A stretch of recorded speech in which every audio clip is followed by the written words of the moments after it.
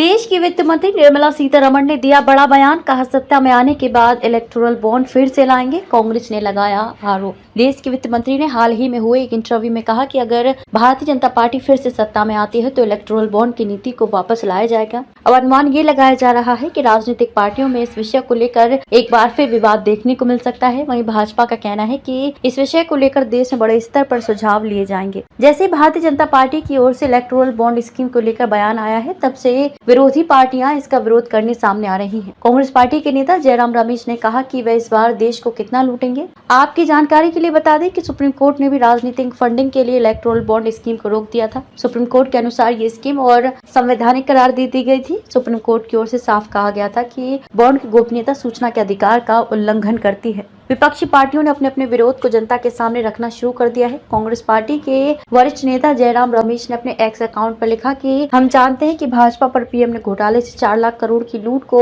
और अब वह आगे भी इस लूट को जारी रखना चाहते हैं। वे कहते हैं कि अगर उनकी पार्टी जीती तो इलेक्टोरल बॉन्ड से फिर से वह देश को कितना लूटना चाहते हैं। इस पर कपिल सिब्बल ने भी अपनी बात रखी और कहा कि मैं वित्त मंत्री निर्मला सीतारमण जी का सम्मान करता हूँ, लेकिन मुझे ये पता चला कि इलेक्टोरल बॉन्ड फिर से लाया जाएगा। हालांकि ये स्कीम पहली बार ये कहकर लॉन्च की गई थी कि इससे ट्रांसपेरेंसी बनी रहेगी, लेकिन अब सुप्रीम कोर्ट भी ये बात बता चुका है कि इसमें पारदर्शिता नहीं है। भारतीय जनता पार्टी इस स्कीम को नॉन ट्रांसपेरेंट तरीके से लेकर आई थी। इसके बाद अब पार्टी जानती है कि उनके पास चुनाव के लिए पैसा है, लेकिन अगर वह चुनाव हार गए तो बाद में पैसों की तो जरूरत होगी ही। उन्होंने इस मुद्दे पर मोहन भागवत से प्रश्न पूछा कि वे इस विवाद पर खामोश कैसे रह सकते हैं। इससे पहले इलेक्टोरल बॉन्ड स्कीम पर सुप्रीम कोर्ट ने तत्काल प्रभाव से 15 फरवरी को रोक लगा दी थी और इसे साफ तौर पर असंवैधानिक करार दिया गया था। भारत के चीफ जस्टिस डी चंद्रचूड़ ने अपने बयान में कहा था कि वोटर को चुनावी फंडिंग के बारे में जानने का पूरा अधिकार है। इससे उन्हें मतदान के लिए सही चयन करने का मौका मिलता है, लेकिन इलेक्टोरल बॉन्ड उनके सूचना के अधिकार को खारिज कर रहा है।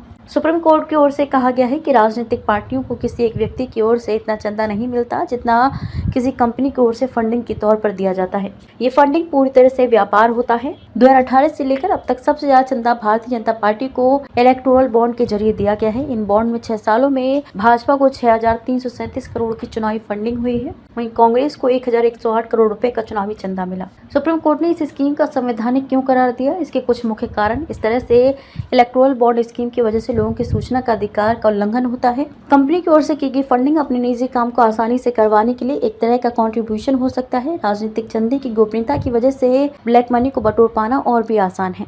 इलेक्टोरल बॉन्ड खरीदने वालों की पहचान इसमें जाहिर ही नहीं होती, जिससे कालाधन आसानी से इस्तेमाल का जरिया बन जाता है। इस स्कीम पर विरोधी पार्टियों बड़े जानकारों ने आरोप लगाना शुरू कर दिया है। भारतीय जनता पार्टी की ओर से 2017 में वित्त मंत्री अरुण जेटली ने इलेक्टोरल बॉन्ड की पेशकश की थी, जिसमें राजनीतिक पार्टियों को मिलने वाली फंडिंग और चुनाव व्यवस्था में पारदर्शिता लाने की बात कही थी और कहा था कि इससे ब्लैक मनी पर भी अंकुश लगेगा। लेकिन इसके बाद निजता के मौलिक अधिकार में नागरिकों के राजनीतिक जुड़ाव को भी गोपनीय रखना शामिल कर दिया गया। इलेक्टोरल बॉन्ड जारी करने वाले बैंक एसबीआई के लिए सुप्रीम कोर्ट ने कहा कि स्टेट बैंक ऑफ इंडिया राजनीतिक दलों का पूरा ब्यौरा जिन्होंने 2019 से लेकर आज तक इलेक्टोरल बॉन्ड के जरिए चंदा हासिल किया है। इसमें सभी राजनीतिक दलों की ओर से कैश किए गए हर एक इलेक्टोरल बॉन्ड की डिटेल सुप्रीम कोर्ट ने मांगी और कैश करने की तारीख का भी ब्यौरा मांगा। 6 मार्च 2024 तक इलेक्शन कमीशन ये ब्यौरा स्टेट बैंक ऑफ इंडिया की तरफ से सौंपा गया और सुप्रीम कोर्ट की ओर से चुनाव आयोग को ये गाइडलाइंस दी गई कि एसबीआई की ओर से मिलने वाली जानकारी इलेक्शन कमीशन 13 मार्च को अपनी ऑफिशियल वेबसाइट पर पब्लिश करेगी, ताकि जनता भी इन इलेक्टोरल बॉन्ड्स के बारे में डिटेल में जान सके।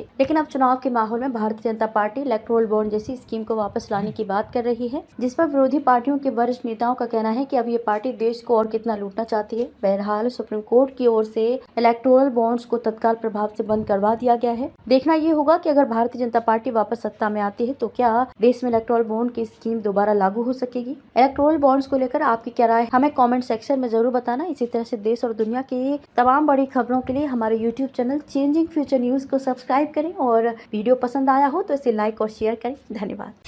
बड़ी से बड़ी खबर, क्राइम से लेकर राजनीति तक किस नेता ने 5 साल में क्या काम कराया।